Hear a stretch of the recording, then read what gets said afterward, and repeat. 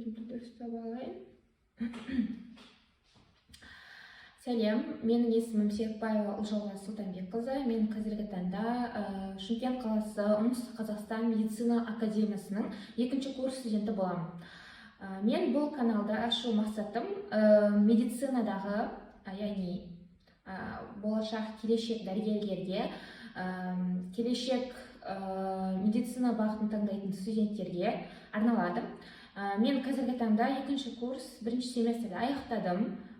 Қазір бұл видеоны түсіріп жатқан уақыт бұл осы алғашқы семестрді жауып, қысқы демалыстағы бос уақытымды осы видеоға арнап жатырмын. Бұл яғни менің каналымдағы ең алғашқы видео. Сұрақтарға мен жауап беріп кетсем, және біздің академияда қалай болды? Бірінші біз, яғни 1 сентябрь күні академияға келдік. Біздің алдымызда оқыған активистер академиялық жүйемен таныстырды, кафедраларды көрсетті. Солай бірінші күн, яғни 1 сентябрь солай өтеді. Енді сабақтар бойынша келетін болсақ, қандай пәндер өткізілді? Бізде осы мектептегі өтілетін пәндер, яғни базалық пәндер өтті.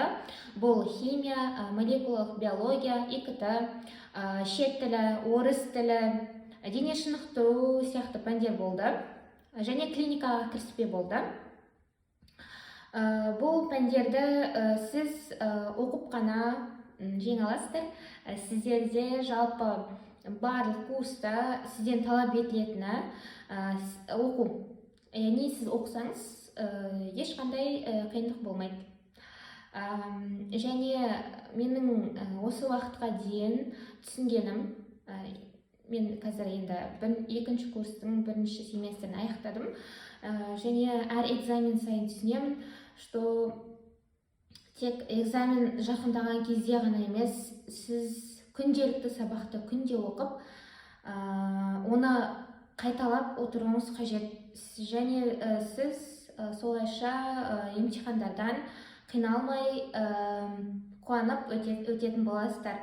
Енді мен тақырыптан кішкене ауытып кеттім. Яғни 1-ші курста жаңа айтып өткен пәндер өткізіледі.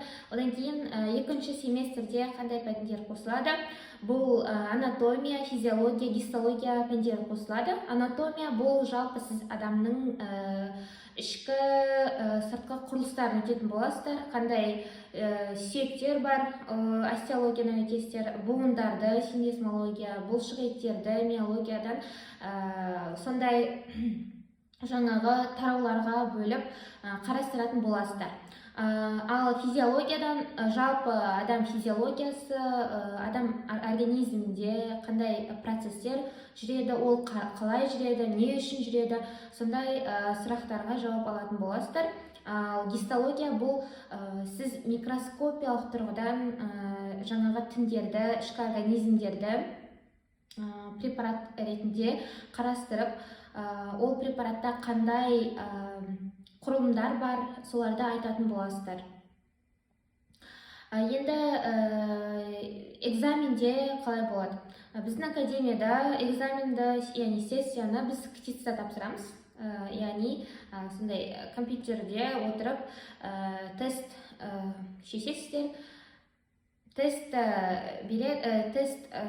жүйесі арқылы сіздер тапсырасыздар. И сол жерде біліп кетесіздер, қанша балл алғандарыңызды, сол жерден қорытынды баға шығады. Ол кезде сіздер жалпы адамды қарастырасыздар. Ал 2-ші курста 1-ші семестрінде анатомия, физиология, гистологияны жеке-жеке әр органды бөлек қарастырып, солай физиологиядан да гистологиядан да бірге қарайтын боласыздар.